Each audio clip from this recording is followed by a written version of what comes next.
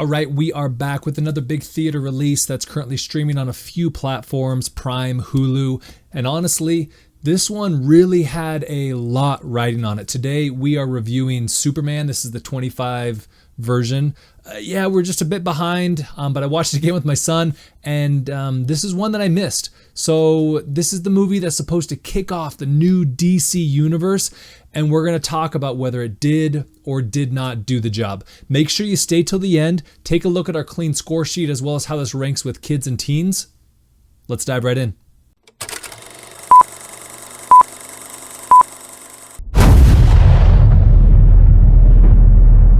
So right away, this movie felt different than the previous Superman films.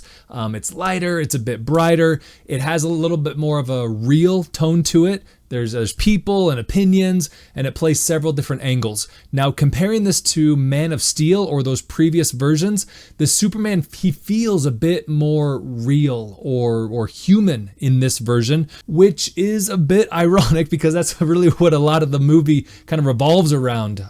There's this humanity and him and whether being human or not. Recently, you've come under a lot of fire for what some it's might. A lot of fire, it's a lot.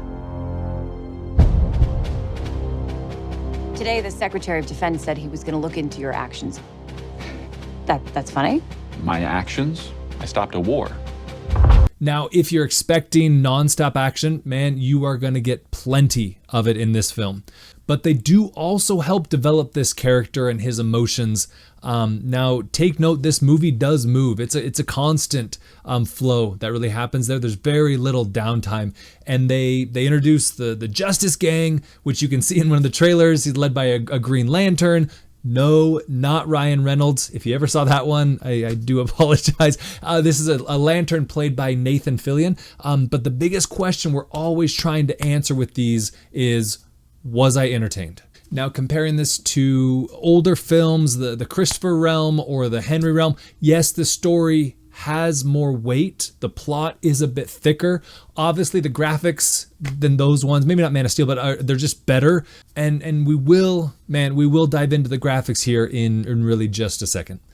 Just a quick note, reminder, if this review helps you to decide what to watch, please take a second to like and subscribe to the channel, as well as share with somebody you think may enjoy these clean, practical movie reviews. That really helps us find more families that feel good about the things that they are watching. Okay, we are going to jump into our performances. So you've got somewhat of a new name, not new, but just new kind of the superhero side. You got David Corenswet. He had a tough job. He's coming in to this rebranding phase that DC's trying to do, and really some big shoes to fill. As I've already said, Henry Cavill was the last guy here, and regardless of that, this is DC trying to, and I would argue, make a dent in the Marvel can't do anything wrong era. Now, did they? David does a very good job playing this part. The story, it holds its own. There's a lot of fun parts, but much like my Supergirl review from a few weeks back, I think they're still missing a connection between whether it be other films or just you with the character. And they tied in this film with some previous pieces, but they just felt a bit flat to me.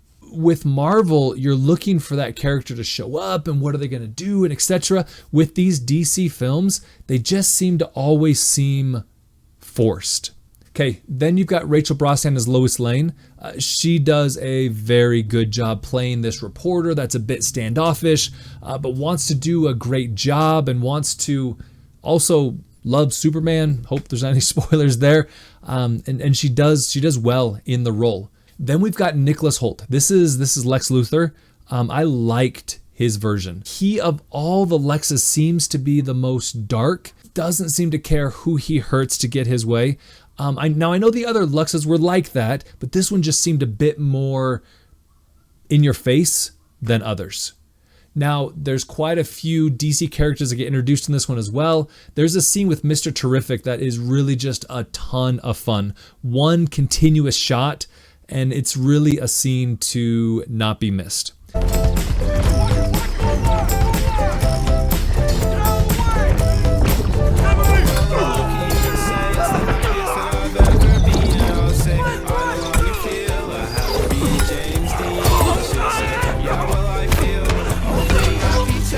Now, while a couple of the characters, they really just seem to appear, and maybe we could have used a little bit more development with them, none of them really seemed to distract from the story. They really helped it kind of move along. All right, let's take a look at our clean cut score sheet. You can see here we're sitting at a solid 8 on this one. This one was fun, it was enjoyable. Had some places where for me the story needed a little bit of a kick to get going, but you know what, let's get into there. So right here, story, we're sitting at an 8. This is very much your classic Superman, good versus evil, but it had a good spin on the story with a bit of a deeper plot than just Lex trying to get Superman. Jumping down to our performances, strong across the board. David and Rachel, they both really carry this film with a very strong supporting cast. Now the visuals, like I previously said, we're going to dive in here. You can see visuals are sitting at an 8. We're good, flying scenes, action, but there are a few CGI pieces that felt a bit forced. And you'll notice them when you watch the film, but in all, it was very well done. Now we finish this off with the experience. Now the experience, we're sitting at an 8. I had fun. And that's really the biggest takeaway. It's entertaining. It's a good entry to this new DC universe. And you'll start to notice some similarities between this and the Marvel side.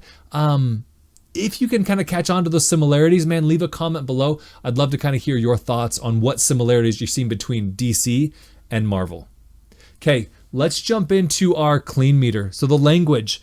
This is sitting about at that 13 language. Good splattering of like the S word and those types of things. Nothing too heavy, but it is on par with a 13 movie. The intensity, we jump up just a little bit to a 3. Typical superhero action, some larger battles and destruction. Nothing extremely graphic, but there was a scene that someone gets shot and it's a little bit off-putting.